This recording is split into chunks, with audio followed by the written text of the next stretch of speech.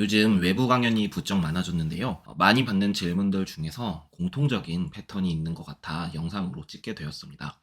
주로 제가 직장인분들을 대상으로 강연을 하면요. 받는 질문들의 유형이 잘하는 일을 찾으려면 어떻게 해야 되는지, 좋아하는 일과 잘하는 일 둘 중에 어떤 것을 선택해야 되는지, 성장에 도움이 되는 일만 하고 싶은데 방법이 있는지, 이런 유의 질문들을 많이 받고 있어요. 제 입장에서는 모두 같은 유형의 질문이기 때문에 이것에 대해서 한번 답변 드려보겠습니다. 직장생활 경험을 돌이켜보니까 좋아하는 일보다 잘하는 일을 선택하는 것이 저한테 중요한 것 같아요.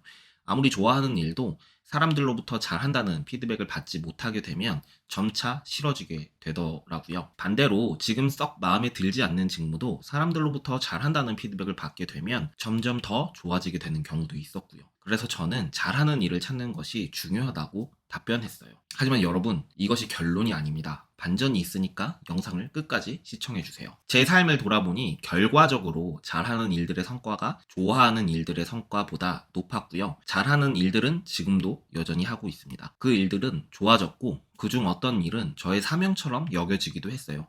하지만 제가 좋아했던 일들은 대부분 지속하지 못했습니다. 지속하지 못했던 일들은 언제 그랬냐는 듯이 정말 쉽게 실력이 원복되더라고요. 아마도 제가 좋아하는 감정과 호기심을 잘 구분하지 못했던 것이 아닐까 싶습니다. 위 질문들을 받을 때마다 제 삶에 대해서 생각해 봤어요.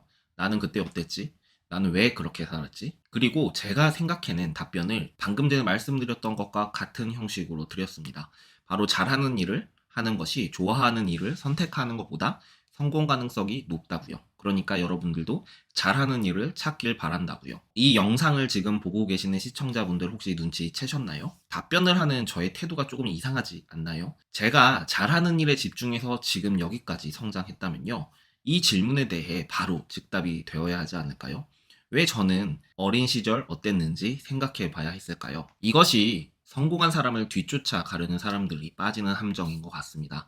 더 정확하게는 실패 없이 성공하고 싶어 하는 사람들이 빠지는 함정이라고 할 수 있죠. 시행착오를 줄이고자 어떤 일을 도전하기 전에 지름길이나 우회로를 먼저 찾아보는 건데요.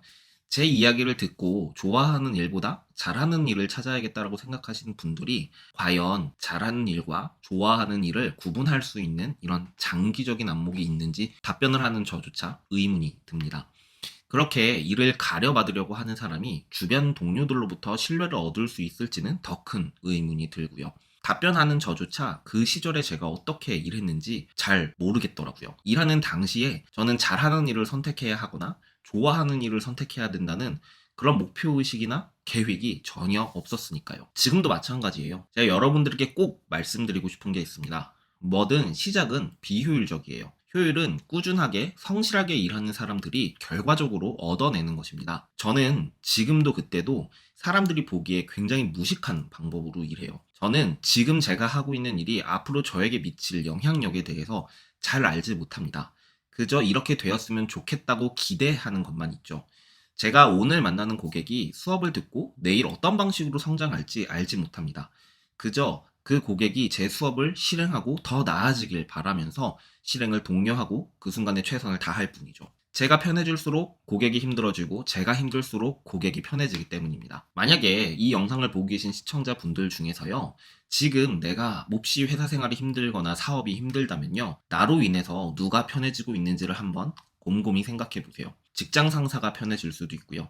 내 옆자리의 동료가 편해질 수도 있습니다. 고객이 편해질 수도 있고요. 그 누구라도 상관없어요.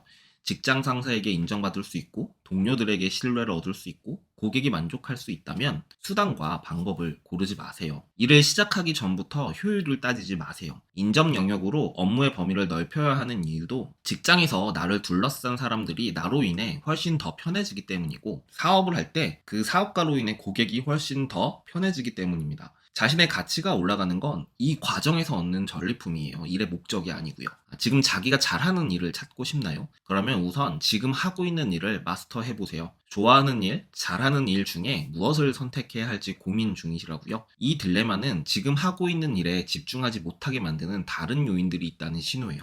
보통 원인은 인간관계이니까요. 이 부분에서 한번 메타인지 해보시고요. 효율적으로 일하고 싶다고 자신에게 도움이 되는 일, 성장에 필요한 일들만 고르지 마세요. 나를 둘러싼 이 모든 일들이 성장의 자양분이 됩니다. 다시 한번 강조할게요. 모든 효율은 비효율에서 시작합니다. 지름길이나 우회로는 없으니 지금 하고 계신 일에 집중하셨으면 좋겠습니다. 감사합니다.